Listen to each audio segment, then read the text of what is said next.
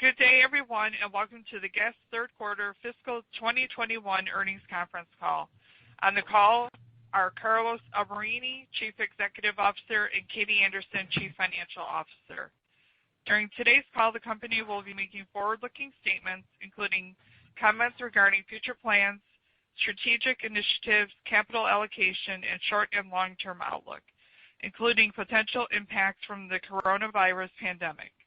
The company's actual results may differ materially from current expectations based on risk factors included in today's press release and the company's quarterly and annual reports filed with the SEC. Comments will also reference certain non-GAAP or adjusted measures. GAAP reconciliations and descriptions of these measures can be found in today's earnings release. Now I would like to turn the call over to Carlos. Thank you, operator. Good afternoon, and thank you all for joining us today.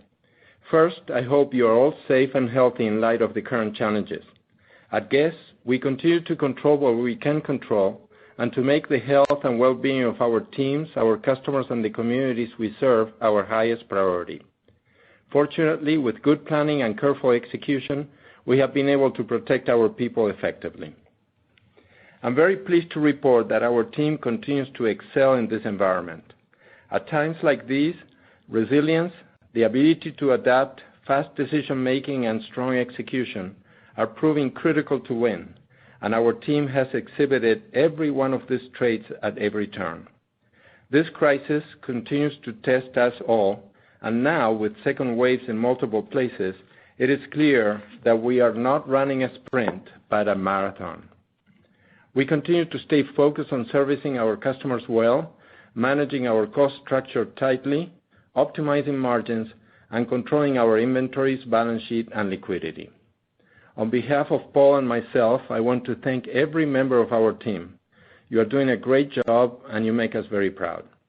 I will now spend a few minutes on our results for the third quarter, and then I will touch on how we are approaching the holiday selling season. After that, I will comment on our strategic business planning process and highlight key accomplishments for the period. I'm pleased to report that we had a very good third quarter where we exceeded our top-line expectations and delivered a very strong bottom line, reporting adjusted earnings per share of 58 cents versus 22 cents last year.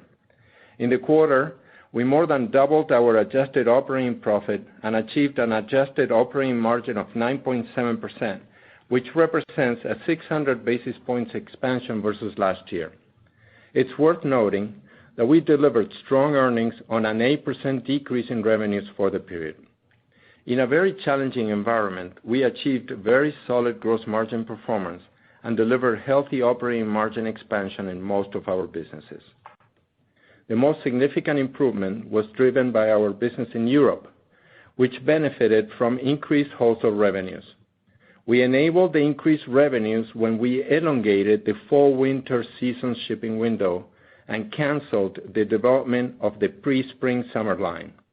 This proved to be a great strategy and represented a revenue increase in the period for Europe of about $50 million. Total Q3 revenues for Europe increased 16%, and operating profit exceeded $51 million, delivering a margin expansion of 900 basis points for the period. As we continue to focus on key product categories that represent the foundation of our business for women's and men's, we are pleased with our progress to optimize our assortments by channel and product presentation in stores and online. During the quarter, essentials, activewear, denim, accessories, and shoes outperformed the overall business. We managed our balance sheet well and ended the period with cash and equivalents of $365 million and inventories 24% below last year's levels. As we look into the holiday season, we believe that we are well positioned with our product, our marketing plans, and our team's preparedness across the globe. Let me give you some color of what we are experiencing in our business now, and then Katie will quantify the financial impact of each factor. Starting with retail, customer traffic into our stores continues to be challenged by the pandemic, especially during traditionally high traffic periods like Black Friday. That said, those customers coming into the stores have a higher intention to purchase, and this has consistently resulted in higher conversion rates. Temporary government-mandated shutdowns are also impacting several markets, especially in Europe and Canada, where we have significant businesses. We are pleased to see that our e-commerce business is accelerating, partially offsetting the negative store trends. Regarding our wholesale business in Europe, as I mentioned, we made the decision to cancel the development of the pre-spring-summer line to consolidate the development of spring-summer products into one main collection versus two in the past. This change will result in a smaller percentage of the shipments of that main collection occurring in the fourth quarter that compared to last year, with the majority of the shipments to be completed in Q1 of next year. In connection with this, we recently closed the spring-summer sales campaign, which delivered orders that were only slightly below the two collections combined in the previous year. These results exceeded our expectations and demonstrate the great momentum that the brand is enjoying with our wholesale customers across Europe. I believe that many of our wholesale customers are concentrating their buys within fewer, stronger, highly reliable brands, and we are clearly one of those preferred brands, so we are getting a bigger share of their buys. We continue to plan our business based on expected demand and size our inventories and expenses accordingly. We are confident in our assortments and our product ownership and have been pleased to see that the level of promotional activity in the marketplace remains moderate. As we said in our previous call, we are in the process of updating our strategic business plan, and we will schedule an event to share our plan at a later date. Let me just confirm today that we still believe that the opportunities we had identified to expand operating margins by 500 basis points are still intact. For now, I will update you on the progress that we are making on some of our key initiatives and how we are leveraging the crisis to accelerate change. I will speak specifically about the elevation of our brand, our customer centricity initiative, and our organizational development strategy. Elevating the customer's perception of our brand starts with our product. Product in our business has always been and continues to be king. Offering a consistent line of product across all markets is a very ambitious goal when you have a global presence that reaches nearly 100 countries. I am thrilled to report that for the first time ever, we now have one global line of products across all categories, including women's and men's apparel, athleisure, lingerie, all accessories including handbags, footwear, kids, Marciano for women's and men's, and jewelry. Having one global line will enable us to represent our Guess brand consistently across all markets and significantly reduce product development costs throughout our supply chain. Hundreds of styles per season, which in the past were developed in each region, are now represented by one common line for all markets. Just as an example, the new line development for the next pre-fall winter season for Guess apparel resulted in a style reduction of 38%, and this is after expanding the offering with multiple colors per style for e-commerce that represented a 7% increase of product choices online. I think that Paul and the product teams in all of our regions did an incredible job to make this happen. It took strong vision, tremendous courage, and great teamwork to achieve this and deliver a line of product that can serve all global markets effectively. To elevate the brand takes a strong commitment to raise the quality of everything we do. This commitment starts with the quality of our products. In order to accomplish this, we reviewed every product, challenged the styling, Guess DNA alignment, the quality and sustainability of all fabrics and materials, make and fit, perceived value, and price. Today we have a line that speaks to a larger audience with consistent styling between genders, solidly grounded in the Guess DNA, offering a strong point of view and differentiation in the marketplace. We have beautiful products offering our customers tremendous value for the price and quality of each item. I strongly believe that our product strategy will contribute to profitable market share gains. We continue to make great progress with our sustainability goals. In fact, PR News recently named Guess the winner for Best Sustainability CSR Report 2020. We were honored to be recognized alongside iconic global brands like PepsiCo and Johnson & Johnson. Our commitment to elevate the quality of everything we do is also impacting other areas of the business, including the customer experience in stores, our websites, digital media, and marketing campaigns. The visual merchandising presentation in stores has been completely transformed in the last 8 months. The focused assortments and boutique feeling that you experience when you walk into our stores now represent a stark contrast to what we had a year ago. I just visited stores in Italy a few weeks ago and was very impressed with the overall experience. As we have reduced the product density in stores to provide for a more sophisticated presentation, the product shines on the shelves, and the environment is very easy to shop in, with the emphasis placed on the product, not on the price or discounts. As an example, for next summer in Europe, we plan an SKU reduction in stores of about 35% and an SKU expansion online of 9%. We plan to run the business with an omni-channel customer focus, regardless of where the customer chooses to shop and engage with our brand. Our goal is to leverage our entire assortment and inventory ownership with omni-channel capabilities, such as buy online, ship from store, or buy in store from our larger assortment online and ship from the e-commerce warehouse.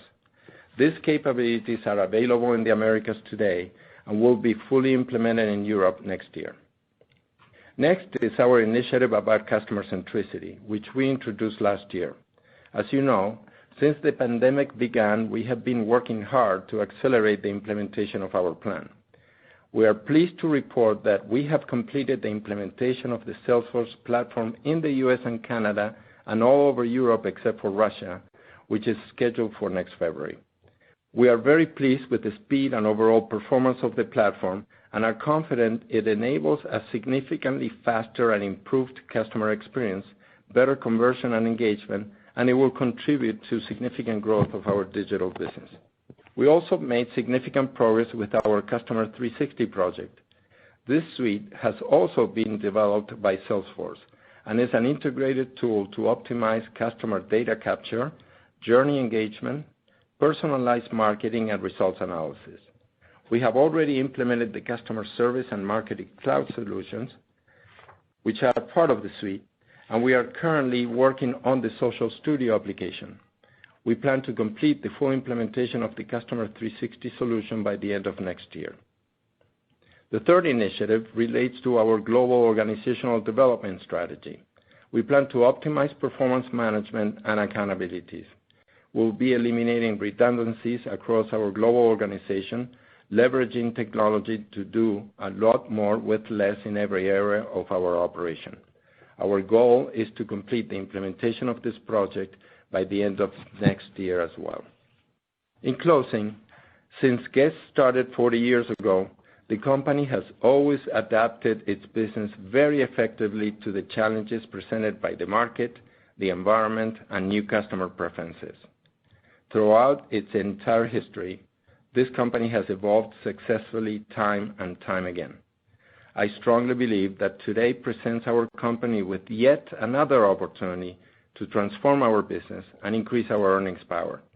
I also believe that we have the team to accomplish this, and I look forward to the years of growth to come. With that, let me pass it to Katie.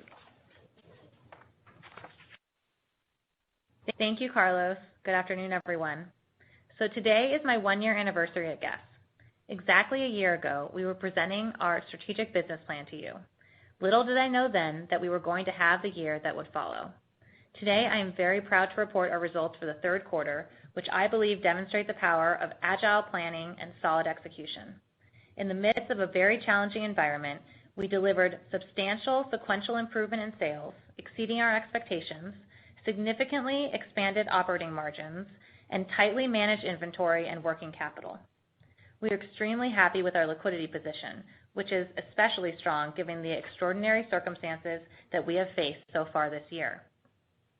This is evidence that we've been able to adjust our cost structure and capital spending to partially offset the deceleration in demand that our industry has experienced throughout the pandemic.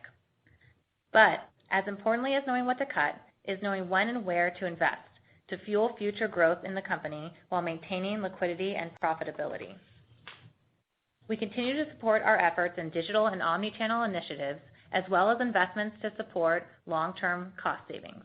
And we continue to return value to our shareholders. Our board has approved the payment of the cash dividend again this quarter. As I said last time we spoke, our long-term capital allocation strategy has not changed. Now let me take you through some of the details on our performance for the quarter. Let's start with sales. Third quarter revenues were $569 million, down 8% in U.S. dollars and 10% in constant currency. The biggest driver in our improvement versus last quarter was wholesale in Europe, which was up 39% in constant currency versus last year. As Carlos mentioned, we elongated the fall-winter season shipping window and canceled the development of the pre-spring-summer line, which resulted in higher revenues this quarter versus last year. In retail, store comps in the U.S. and Canada were down 23% in constant currency, in line with Q2, as momentum in the U.S. was offset by softening in Canada due to traffic declines as a result of the pandemic. Europe and Asia both showed an improvement in store sales this quarter. Store comps were down 18% in Europe in constant currency, where strong momentum was tempered in the last week of the quarter by shutdowns due to the second wave of the pandemic. Store comps were down 17% in Asia in constant currency, driven by strengthening in China and Korea. Across the globe, we continue to see traffic declines, partially offset by significantly higher conversion, with our tourist-centric stores experiencing a tougher recovery. Our e-commerce business in North America and Europe was up 19% for the quarter, an improvement from up 9% in Q2, driven by momentum in Europe. Our Americas wholesale business was down 34% in constant currency, still under pressure from the deceleration in demand, but improving each quarter. Licensing revenues also improved versus Q2, down 12% in Q3. Gross margin for the quarter was 42.1%, 480 basis points higher than prior year. Our product margin increased by 200 basis points this quarter, primarily as a result of higher IMU as well as lower promotions. Occupancy rate decreased 280 basis points as a result of business mix and rent relief. This quarter, we booked roughly $8 million in rent credits for fully negotiated rent relief deals, mostly in Europe. We continue discussions with our landlords and will realize any additional credits as the negotiations are finalized and signed. Adjusted SG&A for the quarter was $184 million compared to $206 million in the prior year, a decrease of $22 million. We continue to benefit from changes to our expense structure, particularly more streamlined hourly labor staffing at the store level, corporate headcount and travel reductions, and lower professional fees. In addition, there were some one-time benefits from government subsidies and decreased advertising in the period versus last year, but these were offset by higher variable costs associated with wholesale shipments. Adjusted operating profit for the third quarter was $55 million, 140% more than the operating profit in Q3 last year of $23 million. Our third quarter adjusted tax rate was 16%, down from 24% last year, driven by the mix of statutory earnings. Inventories were $393 million, down 24% in U.S. dollars and 25% in constant currency versus last year. We ended the third quarter with $365 million in cash versus $110 million in the prior year, and we had an incremental $260 million in borrowing capacity. Capital expenditures for the first 9 months of the year were $12 million, significantly lower than what we spent in the same period of the prior year. Free cash flow for the first 9 months of the year was an inflow of $83 million, an increase of $162 million versus an outflow of $79 million last year. This year we benefited from lower capital expenditures, extended payment terms with our vendors, and unpaid rent to landlords while we finalized negotiations. In addition, last year's outflow included the non-recurring payment of the $46 million European Commission fine.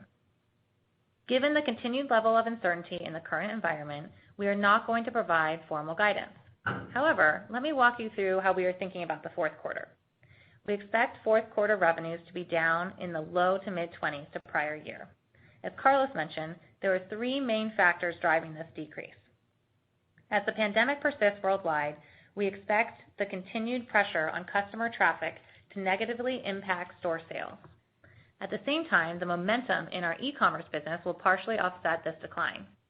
We expect the net effect of these 2 trends to represent approximately half of the revenue decline in the fourth quarter. Our businesses in Europe and Canada are currently being impacted by government-mandated store closures. While at the height of the closures in November, we had over 200 stores closed, more than half of these have reopened, and we expect further openings in the coming days. These temporary closures, as well as some permanent closures, are expected to represent a quarter of the decline. The last quarter of the revenue decrease is a result of the shift of wholesale shipments in Europe for the spring-summer collection into next year. In terms of profit, gross margin in the fourth quarter is expected to be slightly down to last year, as IMU improvement is expected to be more than offset by deleverage on lower sales. Given the expected level of revenue, the seasonality of our business, as well as the mix, we expect SG&A as a percent of sales to delever by approximately 400 basis points versus the prior year. In closing, I'm very pleased with how our company continues to navigate this crisis. We have proven that our brand is relevant and resilient. We continue to showcase our team's ability to manage the business through a very fluid situation. And while we realize that our path to growth may not be linear over the next few months, given the uncertainty around the global health crisis, we are as confident as ever in our long-term strategic initiatives. With that, I will conclude the company's remarks, and let's open up the call for your questions. Thank you. We will now begin the question and answer session. If you would like to ask a question, you can do so by pressing star, then 1 on your touch-tone phone. To allow time for all questions to be asked, we ask that you please ask one question and one follow-up question. Our first question comes from Susan Anderson from B. Riley FBR. Your line is now open. Hi, good evening. Nice job managing through the quarter Hi. in a tough environment. Hi, Carlos. Hi, Susan. Thank you. Sure. I was wondering if you could maybe give some color on just kind of the trends you saw from October to November. I mean, it definitely sounds like Europe slowed because of the shutdowns there, but maybe in the Americas what you saw, and then any color you could also give that you saw over the Black Friday week, both online and in stores. Yeah, I think that definitely we are in the middle of a very, very significant time for us. As you know, we have several important weeks in front of us, and here is where we have the biggest volumes, and this is true both in Americas and then also in Europe as well. So what we saw in October was very, very strong. For some times we saw an opportunity to increase business from where we were. Comps were down 18% in Europe for Q3. That was better than the decline that we had experienced in Q2. And then going into Americas, the comps were pretty consistent with what we had seen in Q2, down 23%. But we felt that the business was course correcting even when traffic was still challenged as a result of the pandemic. In Asia, we had comps down 17%, and that was much better than the 26% decline that we saw in Q2. Going into Thanksgiving and in the month of November, things change. We had a very good start in November. As you may remember, we had planned to extend the holiday selling season and try to be more aggressive in the front end with a lot of marketing and visual and trying to invite the customers in. And that worked. I mean, we had some very good, strong weeks leading into Thanksgiving. And then Thanksgiving was a lot more challenging with, first of all, with all the closures, shorter hours, and then Thanksgiving or Black Friday was very challenging. Katie, do you want to talk about the numbers? Yeah, sure. So, Susan, what we're seeing is as we come into this high volume period, it's really, I'll talk about the U.S. and Canada first. We were kind of tracking pretty steady, a little bit better than we were doing in Q3 at the 23%, except for these super high volume days. So we're seeing that the consumer is acting as you would think they would in a pandemic, which is, traffic is in general meaningfully down, but then also they're avoiding crowds. So in these super high volume days, like for example, Black Friday or the Saturday after that, that's where we broke the trend and things were softer than we were seeing before. So, we have in Europe, it's kind of the same. Their holiday season is a little more level, but still on these busy days, that's where we're breaking the trend. But in Europe, we kind of saw steady going in through November until the last week into October until the last week of the quarter when we had the shutdown. And I would add, Susan, that we were very fortunate that we started seeing some significant acceleration in our e-commerce business as we saw the weaknesses on brick and mortar. And, that was something that we consider as a good goal for us. And unfortunately, we are seeing that, our business in the third quarter in e-com was significantly better than it was in the second quarter. And we were up about 19%, and that was driven primarily by Europe, which had a great third quarter. But then going into the fourth quarter, November, we have seen acceleration from those levels on both regions. And we are pleased. We see a lot of opportunity. Also keep in mind that we went through a very challenging time when we converted the entire platform of e-commerce for both regions. That's not a small project. Frankly, the teams did a phenomenal job with this. The project was finished on time. And the most exciting thing about this is that we are seeing an incredible improvement in performance with this platform versus the legacy platform. We are talking about, just loading time of a homepage of 3.5 times faster.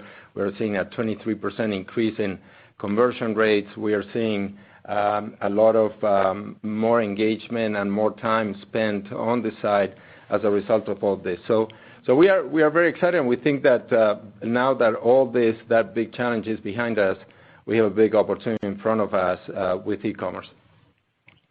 Wow, that's great to hear, and thanks for all the color there. I guess just one follow-up on the profitability side, very nice profitability in the quarter. It sounds like fourth quarter, maybe a little lower because of the expense deleverage on the lower sales. But I guess I'm curious just in terms of the profits, how much of that is sustainable longer term, and then, how much of it is, will you be layering more costs back on as the sales kind of get back up to speed?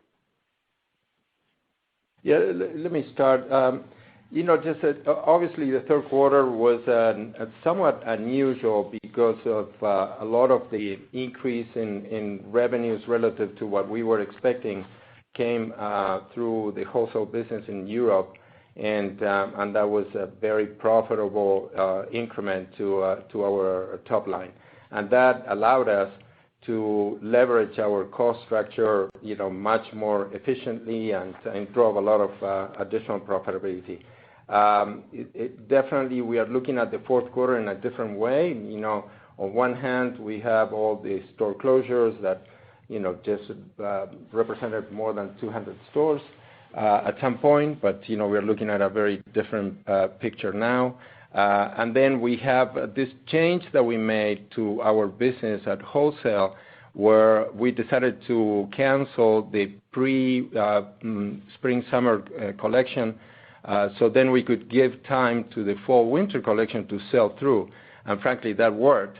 But now, obviously, we are not going to ship as much of that spring-summer collection during the fourth quarter, and that is impacting how the top line is going to behave. And of course, a lot of the cost structure is what it is. So in the fourth quarter, it's going to be very difficult for us to lever when you have that set of circumstances.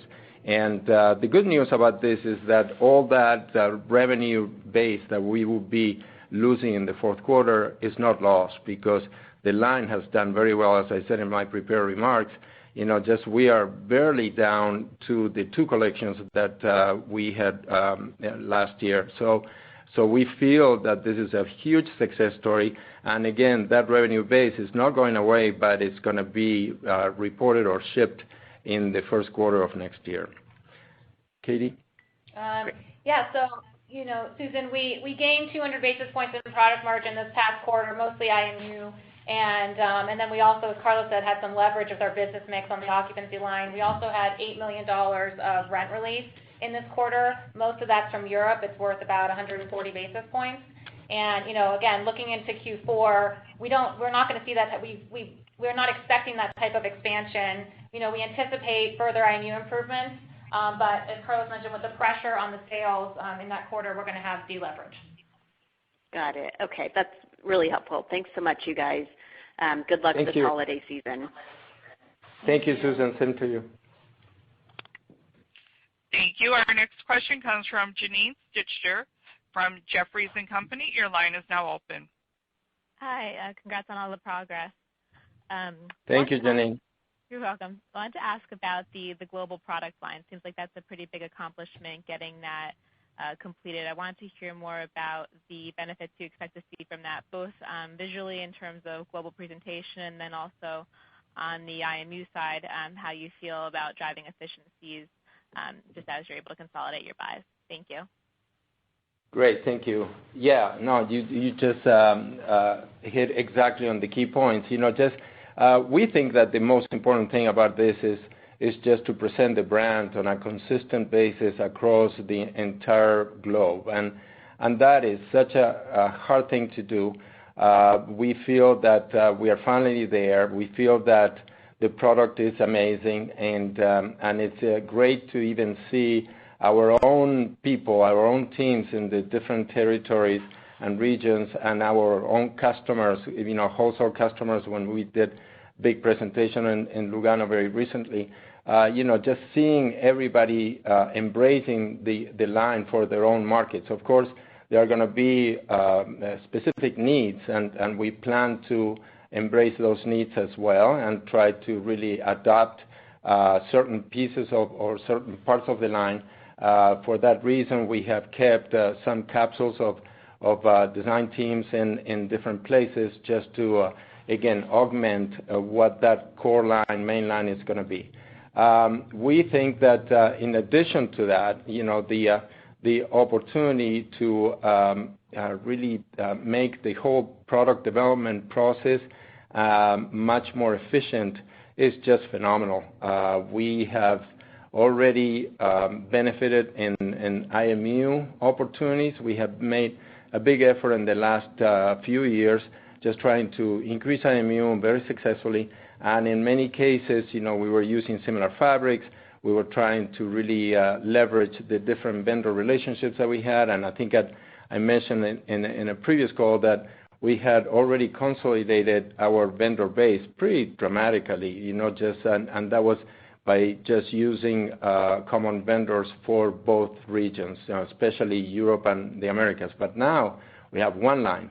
That means that we can go to each of those vendors and really go with a much larger volume to really place big orders, and that will result in significant reductions in cost. So that's another big opportunity. And then when you look at internally what it takes to develop a line, I think I mentioned in my prepared remarks that we saw a significant reduction in SKU development just because instead of doing the same thing twice, now you're going with just one SKU or one style. And when you do that, obviously the cost of development throughout the supply chain also come down significantly. So, I'm not in a position to tell you, okay, what is the number here, but everywhere we are looking, there are significant savings opportunities. In addition to being able to position the line and the brand in a much solid tone with the customers. And the receptivity, just how people have received this has been incredible, even during a time where the businesses are challenging.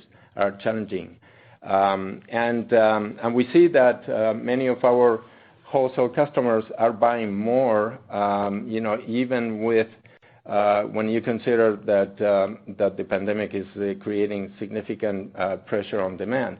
But it's very clear to us that they are buying more from what we have, and as a result, we are taking share. and that's feeling very, very good today.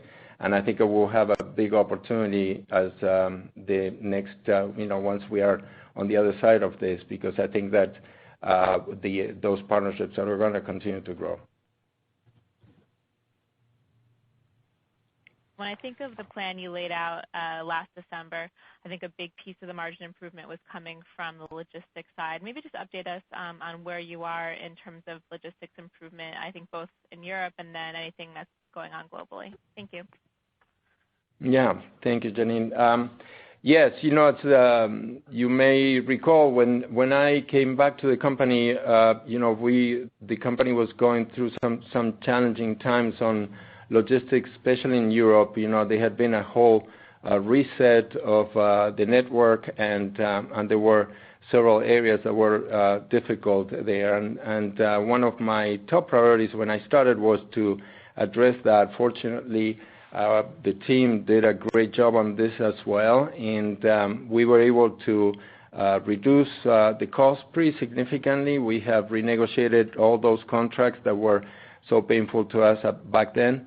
And then one of the goals was to reduce the size of the network. So we thought that we had too much capacity, and it was dispersed in several facilities. So we were able to close one of them in Venlo, the Netherlands, and it was an expensive facility. And we were able to absorb the quantities that were being processed by that facility through the other facility that we already had there. And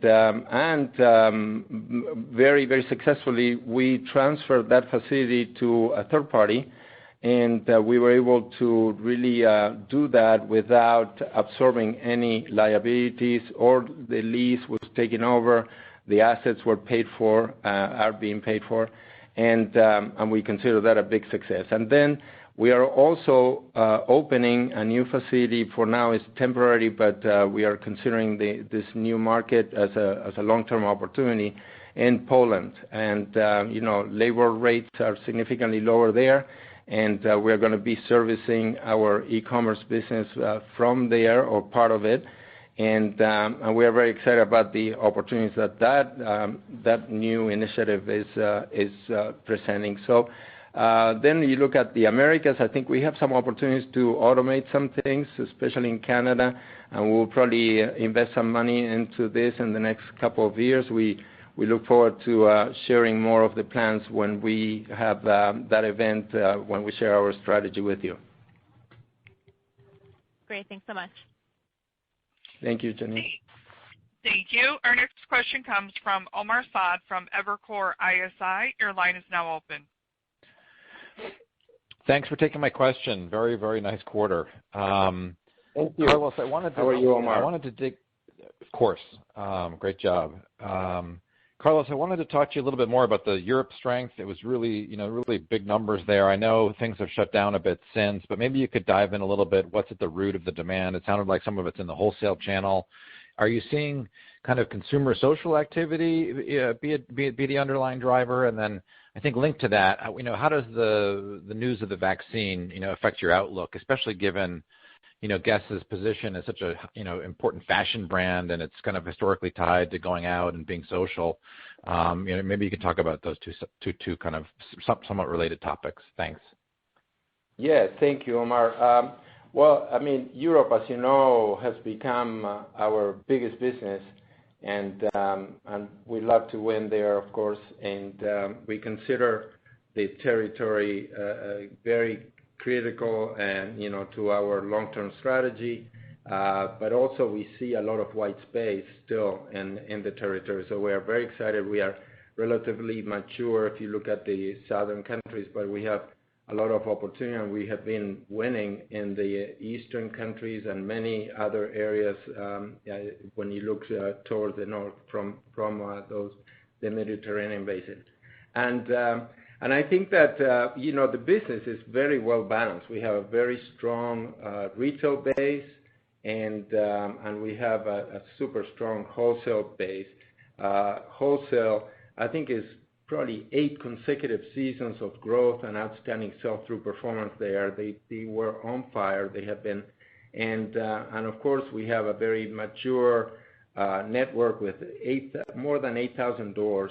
So the distribution is very wide and very successful. Obviously, everybody is feeling the pain here through the pandemic, but our business did not fall as much, not nearly as much as we had originally anticipated. On one hand, I talked about elongating the season, but the other thing that was very successful is that they did have reorders and lower returns, and there were no cancellations. So all this really resulted in a much better, stronger business.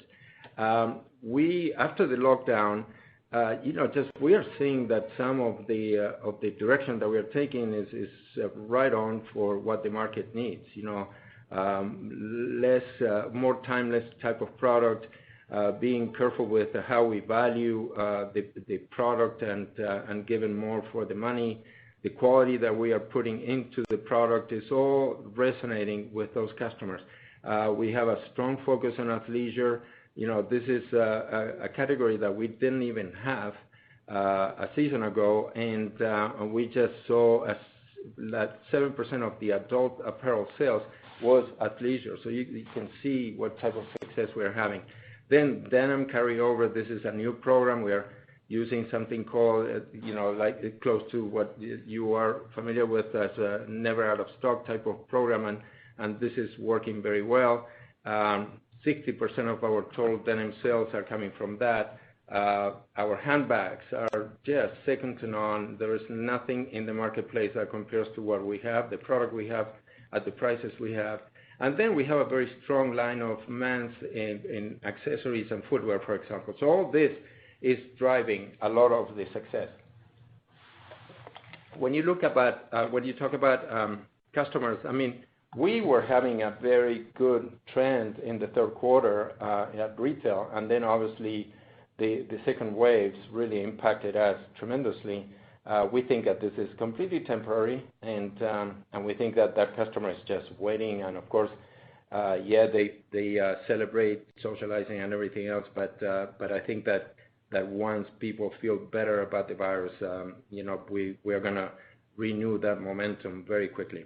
I have no doubts. I'm very, very excited about that, and I think that people are loving the product, and that is showing online. So it's not that we are dead because of this. We are seeing a big opportunity here to compensate for some of that loss of business. And the business online in Europe is up significantly, so we're very excited. Carl, that's great, really helpful color. Does the vaccine affect how you plan for next year and how you think about the wearing occasions that drive a lot of your brand? It's it's very tough to start thinking, okay, when is the vaccine going to be ready, and then based on that we are going to plan our business. Frankly, we're staying on what we can control. It's very hard to say when will we enter this post-COVID world, but in the meantime, we see like 3 big priorities for us. One is the product strategy. 2 is how do we approach each of the business models that we have, e-com primarily, but we think that we are doing everything in line with that priority, wholesale and even stores. We think that we have done a great job in looking at the cost structure of the stores and trying to really level set and start from a zero-based type of budgeting process. And as a result of that, I think we're operating our stores much more efficiently and at a lower cost. And then the third big thing is about our organization and what do we do to support the business. And that starts with the team, but it follows with how we get organized to do more with less and use technology in our advantage. And I think we are doing a lot of that. I think I mentioned that we plan to have that project finished by the end of next year, and we're working hard on this. Well, with a quarter like that during the pandemic, who needs a vaccine? Congratulations. Well, thank you, Omar. We want the vaccine, though. Thank you. Once again, if you'd like to ask a question, please press star then one on your touch-tone phone. Again, to ask a question, please press star then one on your touch-tone phone. Our next question comes from Janet Kloppenberg from JJK Research Associates Incorporated. Your line is now open. Hi, everybody, and congrats on a nice quarter. Thank you. Nice job. I just wondered, thinking ahead to the vaccine and the recovery, Carlos, are you seeing any encouraging signs in Asia with respect to, dress or special occasion or even wear-to-work product that, might be rearing its head a little bit? I'm just wondering if, we could look forward to that in Europe and North America going forward. Yeah, thank you, Janet. We are pleased with the performance that we had in, especially in China, but also in Korea. Korea had a very good period, and we are very pleased because the second quarter was pretty tough for us, the first quarter too. But China is remarkable because we have a very young customer base there. We think that the brand resonates with the customer there, and we thought that we could do a lot of things internally to improve the business, and we put a team to work together with a local team, especially on product, and I think that they have done a remarkable job, and as a result of all this, we are seeing a lot of turn on the business, and we couldn't be more excited. Traffic had a peak performance during Golden Week, and our performance bottom line also has shown significant improvement as well.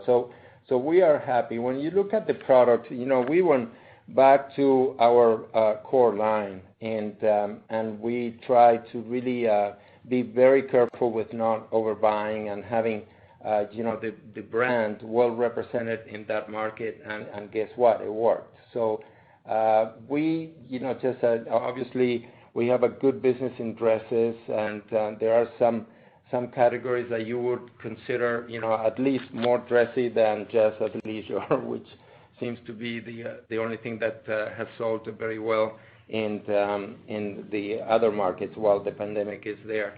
But I think that overall in our case is not necessarily leveraging those types of products as much as representing the core brand in the right way, and then looking at all the basics for the business. We are doing I think a great job in presenting the product. The stores look great.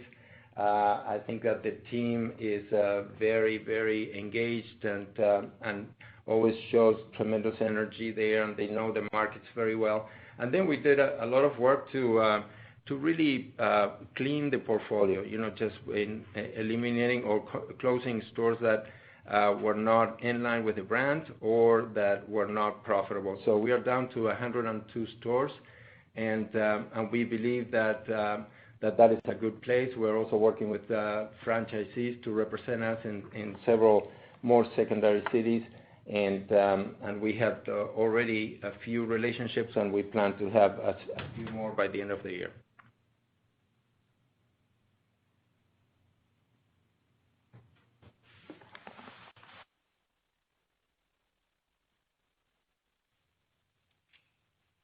Thank you. Our next question comes from Dana Telsey from Telsey Advisory Group. Your line is now open.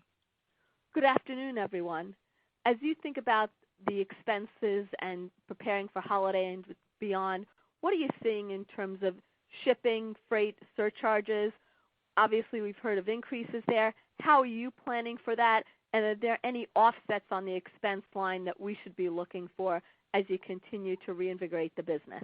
Thank you. Yeah, thank you, Dana. How are you? I'm gonna just touch on some of the comments or the question, and then Katie can probably talk about the leverage in the fourth quarter. But we have done a lot of work on expenses this year. I mean, this is probably what every company has done this year, but we have really tried to go to the lower level of expenses in every single area to protect the bottom line, not knowing exactly what demand and the top line was going to look like for any of the periods, But with that said, it gave us an opportunity to really go and create a much more efficient, lower cost structure in several areas, and we are discovering that we can operate really well with a much leaner organization. When we look at holidays, that was a tricky thing because we wanted to make sure that we had enough resources to support the business. You asked about freight. Freight is, especially inbound freight has been just very, very expensive. And of course, we have been very picky with where we, accelerate freight in, just depending on product categories that we thought it was worth paying the extra premiums that the market was demanding. But then, just with respect to shipping costs and so forth, I think we are in pretty good shape. We have great relationships with our partners in that area, and what we did was to negotiate capacity ahead of time, and that is working well for us. Katie? Yeah, so Dana, as you know, we pulled a lot of expenses out of SG&A throughout the year, and we'll continue to manage that really, really tightly. As we come into this high volume fourth quarter, we're going to get some deleverage on the SG&A margin just because of the fixed component that SG&A has, but we'll continue to see progress on the expense line. Thank you. Thank you.